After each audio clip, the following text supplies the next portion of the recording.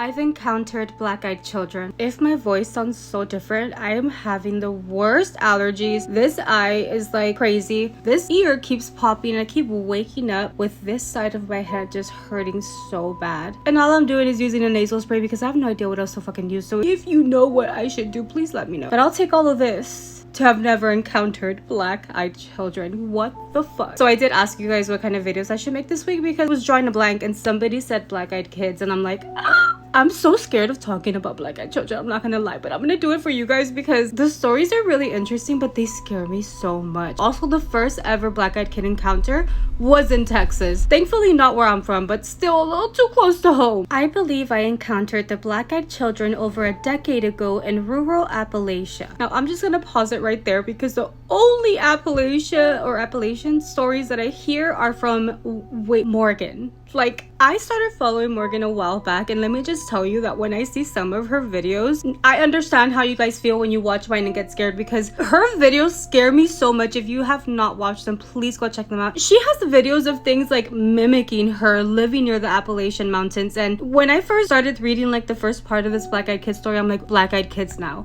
I really hope she does not experience this, but I got scared. Yeah, I got scared.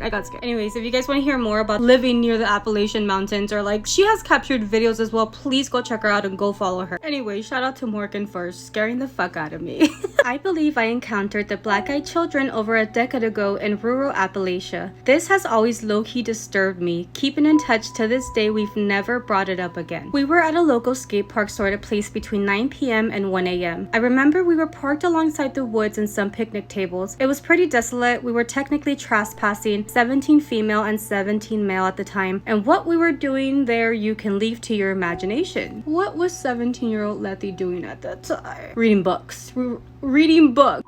As our curfews were approaching and we were finishing up our time together, we experienced a very ominous feeling. He was in the driver's seat preparing to start the car and pull off. The car doesn't start. We sort of laughed it off as it wasn't the first time and talked. Suddenly, to the right, passenger side where I was sitting, we see faint lights coming out of the woods. The ominous feeling intensified. Emerging from the woods are 4 to 5 children younger than us, like appearing to be 7 to 11 years old. I'm not going to claim they had black eyes. It was dark and I don't remember as I was pretty shook. I didn't read about the black-eyed children lore phenomenon until years later, which described everything else that we experienced. All I can say is they were not normal. They didn't belong. The cabins at the park were not occupied. They weren't even getting rented out as it was autumn winter. We were miles from the park's hotel. There were no adults. They were absolutely out of place. What were the lights? I don't know, but the closest thing I can compare them to are glow sticks, as if they had opened a package of those novelty glow sticks that include bracelets, necklaces, or wands. But it wasn't like they were having fun or goofing off. They were just stopped, stood there, and stared at us. He tried asking what they were doing here, if they were lost, where are their parents? No response. The oldest looking male child, a bit heavy set with a gray hoodie on, approached the vehicle just in the front where the passenger's headlight corner would be. My friend started really freaking out at this moment. He locked the doors and was like, hell no, we gotta go. Eventually the car starts. The children don't move and the kid stays put in front of the car. My friend eventually yells at the kid, I'm going to run you over. The boy slowly backs away, raising his arm and points at us as we were leaving. I didn't look back. I'm absolutely not making this up. To my recollection, this is a true story. And then somebody had left a comment on the post and said, not surprised you saw something like this in the Appalachia. My grandmother grew up in the Roanoke Valley. She was not at all superstitious, but every once in a while she'd have a drink or two and open up about stuff she'd seen in her youth. Those woods are old and you do not go wandering around at night. I don't know why this topic like truly scares me, and I've heard so many stories, so many of them that like try to come into your home, and obviously if they succeed, those stories are not going around, right? Because there's none, but there's so many of people who like get a knock on their door and they feel like they need to open that door, and when they start open the door, then they get scared and you know they react and close the door again. But it's so fucking crazy. It's so strange. Please do not come knocking on my door.